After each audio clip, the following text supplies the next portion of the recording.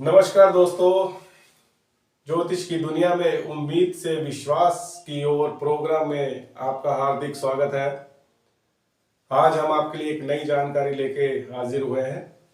पहले लेसन के अंदर हमने आपको ज्योतिष की शुरुआत से बताया था, तो आज हम नई जानकारी के साथ आगे बढ़ेंगे। उससे पहले हम थोड़ा सा रिपीट कर लेते हैं कि जो पहले लेसन के अंदर हमने पढ़ा था। पहले लेसन के अंदर हमने पंचांग के बारे में जाना था, जिसके अंदर 5 चीजें बताई गई थी: तिथि, वार, करण, योग और नक्षत्र। तिथि और वार के बारे में हमने जान लिया था और उसके बाद हमने नक्षत्र के बारे में थोड़ी सी जानकारी हासिल की थी। लेकिन आज नक्षत्र के बारे में आपको पूरी जानकारी दी जाएगी। उससे पहले हम थोड़ा सा करण और योग के बारे में जान लेते हैं कि ये ज्योतिष के अंदर इनका क्या स्थान है। करण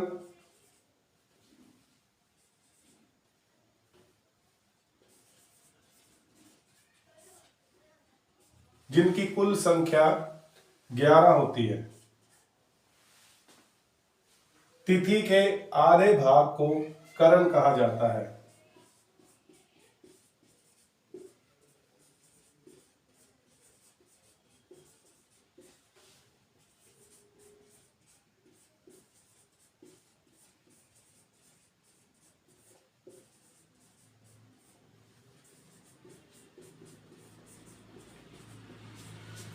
करण की कुल संख्या 2 होती है।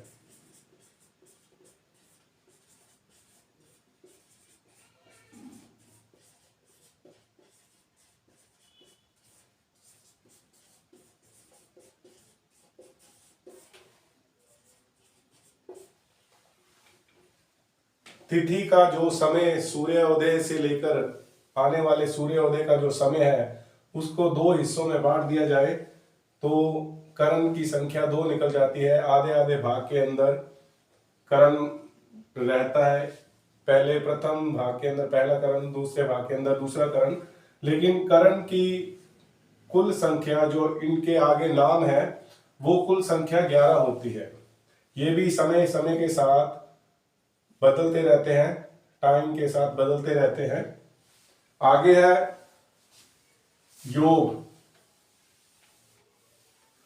चौथा जो पंचांग का अंग है उसे योग कहा जाता है।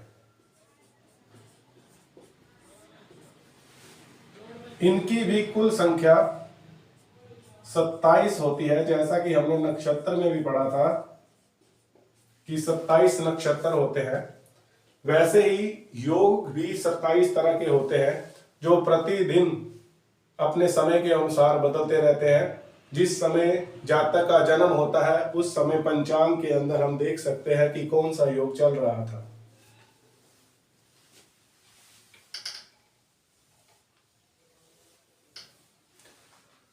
हमारा 5वां जो पंचांग का अंग है वो है नक्षत्र, जिसके बारे में हमने पहले लेसन में थोड़ा बहुत पढ़ा था कि इनकी कुल संख्या 27 होती है। और साथ में आजकल अभिजीत नाम के नक्षत्र का भी अध्ययन किया जाता है, तो उसको मिला लेने से इनकी कुल संख्या 28 हो जाती है। नक्षत्र भी प्रतिदिन समय के साथ जातक की कुंडली में बदलते रहते हैं। कुल 27 होने के कारण ये प्रतिदिन रोज एक नया नक्षत्र जातक की कुंडली में आता रहता है। जन्म के समय जातक का कौन सा नक्षत्र था वो पंचांग से हमें पता चल जाता है। तो हम आज इसका पूरा विस्तार से जानेंगे कि नक्षत्र का क्या महत्व और क्या योगदान है कुंडली के अंदर। तो इनकी कुल संख्या 27 होने से मैं यहाँ पे 27 नाम नक्षत्रों के लिख रहा हूं, आप इसे नोट कर लीजिएगा। और उनके आगे कौन से स्वामी है और नक्षत्र का जीवन में क्या प्रभाव पड़ता है, आज इसके बारे में जानेंगे। तो सबसे पहला जो नक्षत्र आता है उसका नाम है अश्विनी नक्षत्र। सबसे पहले नंबर पे आएगा अश्विनी। इसे आप कृपया साथ साथ सीक्वेंस में ही नोट करते रहें। दूसरे नंबर पर आएगा भरणी नक्षत्र।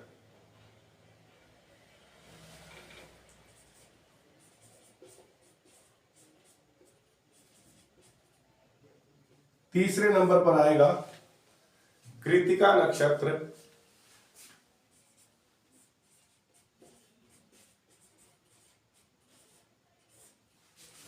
चौथे नंबर पर आएगा रोहिणी नक्षत्र।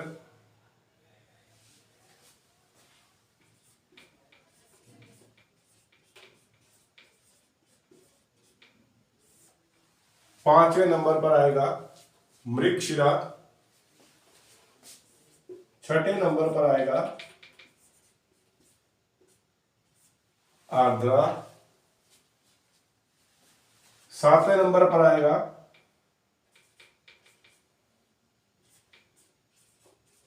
पुनर्वसु। आपने इस नक्षत्रों के नाम को ऐसे सीक्वेंस में ही लिखना है, आगे पीछे नहीं लिखना, क्योंकि मैंने आपको पहले लेसन के अंदर बताया था कि कुल एक नक्षत्र के अंदर जो 4 चरण आते हैं उनके अंदर जातक के जन्म के समय उसका एक अक्षर निकाला जाता है कि कौन से अक्षर से उसका नाम रखा जाए। तो आपने इसी सीक्वेंस के साथ ही इन नक्षत्रों को लिखना है। नंबर 8 पे आएगा पुष्य नक्षत्र। इसे साथ में नोट करते रहिए कृपया। 9वें नंबर पर आएगा अश्लेषा।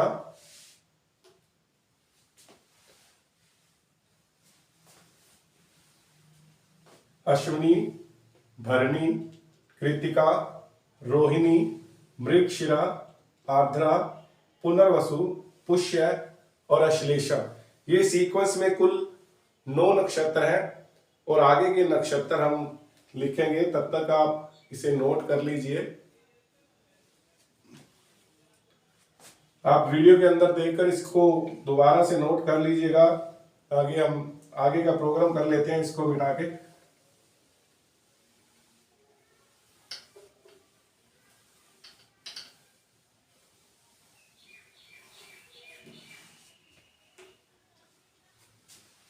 कुल 27 नक्षत्र होने से हर नक्षत्र का एक एक स्वामी भी होगा, जो अभी साथ में ही हम आपको बताएंगे। नंबर 10 पे आएगा मघा नक्षत्र। 11 पर आएगा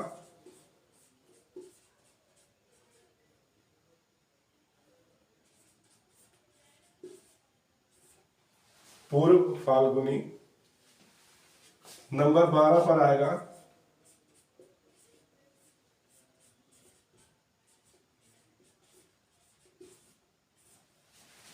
उत्तर फाल्गुनी।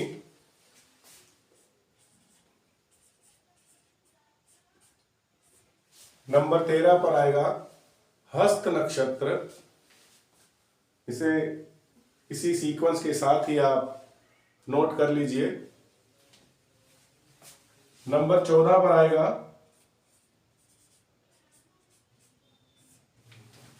चित्रा नक्षत्र।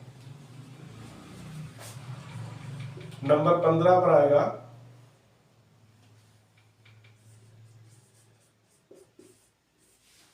स्वाति नक्षत्र। नंबर 16 पर आएगा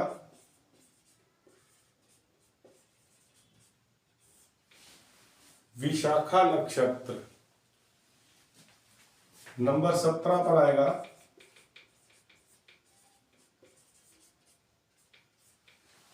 अनुराधा नक्षत्र। नंबर 18 पर आएगा ज्येष्ठा नक्षत्र। तो पहले 9 नक्षत्रों का एक ग्रुप और उसके बाद आगे 9 नक्षत्रों का एक ग्रुप, और इसके बाद तीसरे 9 नक्षत्रों का तीसरा ग्रुप हम लिख लेते हैं। उसके बाद 19 नंबर पर जो नक्षत्र आता है उसका नाम है मूल नक्षत्र। मूल नक्षत्र को मूला नक्षत्र भी कहा जाता है। 20 नंबर पर आएगा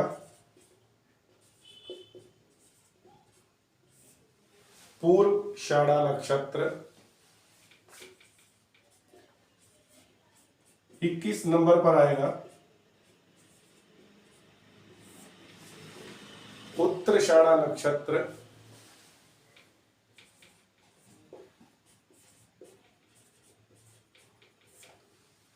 22 नंबर पर जो नक्षत्र का नाम है उसका नाम है श्रवण।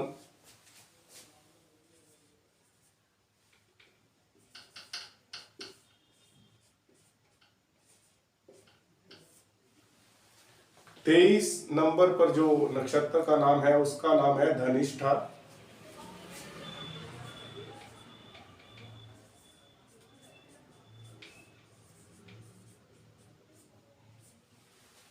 24 नंबर पर आएगा शतभिषा नक्षत्र।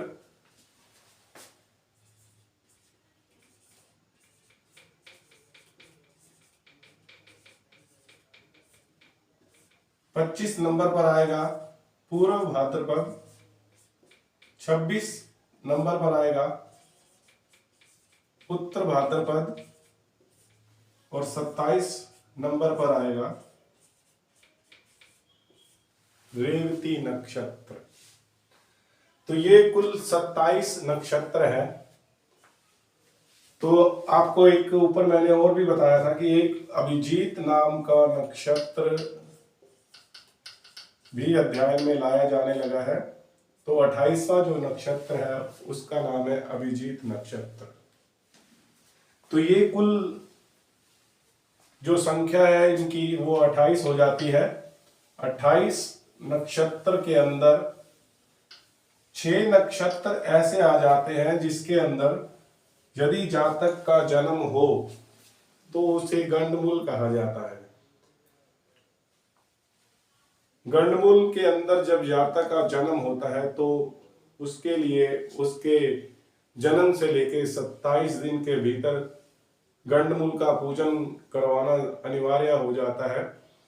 तो वो 27 नक्षत्र कौन कौन से हैं उनके देखने का क्या विधान है तो वो मैं आपको बता देता हूं। सबसे पहला जो नक्षत्र आता है अश्विनी नक्षत्र। अश्विनी नक्षत्र गंडमूल का एक नक्षत्र है।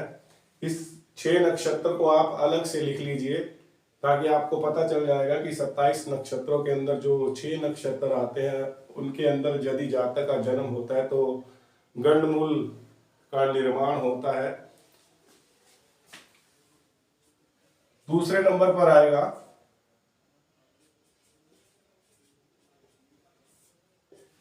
अश्लेषा नक्षत्र। ये भी गंडमूल का ही रूप है। तीसरे नंबर पर आएगा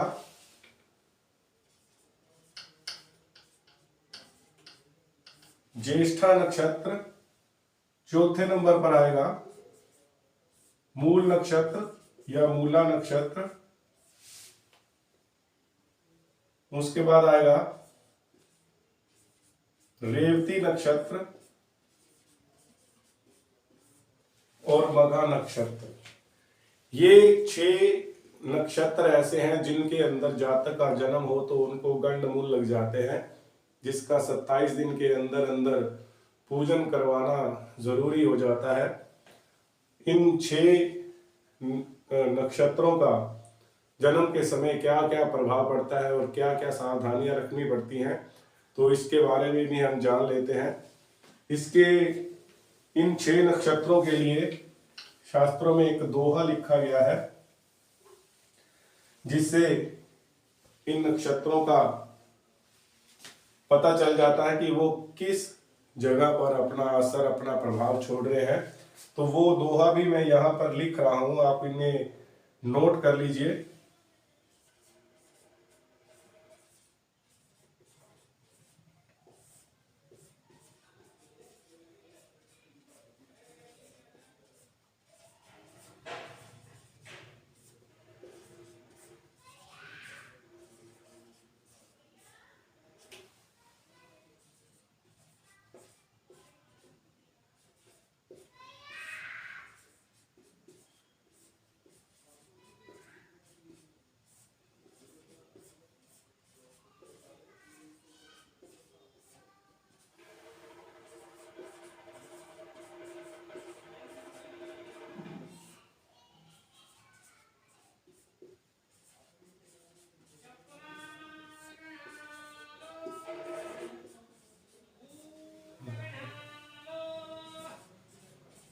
ये नक्षत्र आप साथ साथ याद रखिएगा, ताकि आपको आगे चलकर कोई ज्यादा दिक्कत ना आए। ये एक ऐसा दोहा है जिसके अंदर 6 के 6 नक्षत्र आ जाते हैं और हमें पता चल जाता है कि कौन सा नक्षत्र जन्म के समय किसके ऊपर अपना प्रभाव छोड़ रहा है। तो मैं आपको इसके बारे में बता देता हूं कि पहली लाइन में लिखा गया है कि अश्विनी सूत का मुख ना देखे। सूत का मतलब होता है पुत्र, सूत का मतलब होता है पुत्र। अश्विनी सूत का मुख न देखे। यदि जन्म के समय जातक को अश्विनी नक्षत्र लग रहा है तो उसके पिता द्वारा अपने पुत्र का, अपने संतान का मुख नहीं देखा जाता। 27 दिनों तक पिता द्वारा अपनी संतान को नहीं देखा जाता। यदि दूसरा नक्षत्र ज्येष्ठा आ जाए, ज्येष्ठा नार कांत ना पेखे। नार का मतलब होता है नारी और कांत का मतलब होता है पति। पति द्वारा अपनी स्त्री, अपनी घरवाली का मुख नहीं देखा जाता 27 दिनों तक, यदि ज्येष्ठा नक्षत्र आ जाए तो। तीसरे नंबर पर आता है अश्लेषा। अश्लेषा करे स्वर्ण का दान।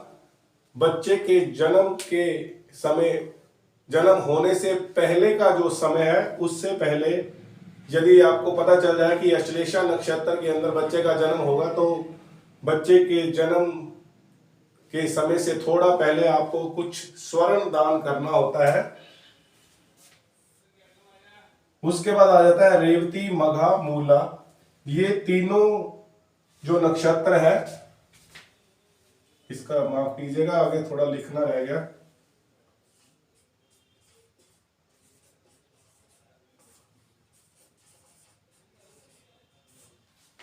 रेवती, मघा, मूला, गोदान पहचान। यानी कि अगर रेवती नक्षत्र आ जाए, मघा नक्षत्र आ जाए, मूला नक्षत्र आ जाए तो गौओं की सेवा 27 दिन तक लगातार करते रहना चाहिए। और जब जब भी आपके जीवन के अंदर ये नक्षत्र आते रहेंगे तो इन चीजों का ध्यान रखिए, इन चीजों को साथ साथ में करते रहा करें। यदि जातक बड़ा होता जा रहा है दिन ब दिन, जब आयु उनकी बढ़ती है समय के साथ, तो हर महीने के अंदर ये एक एक नक्षत्र एक एक बार जरूर आता है। तो महीने के अंदर जिस दिन अश्विनी नक्षत्र आ जाए तो उस दिन पिता और पुत्र को एक साथ नहीं बैठना चाहिए।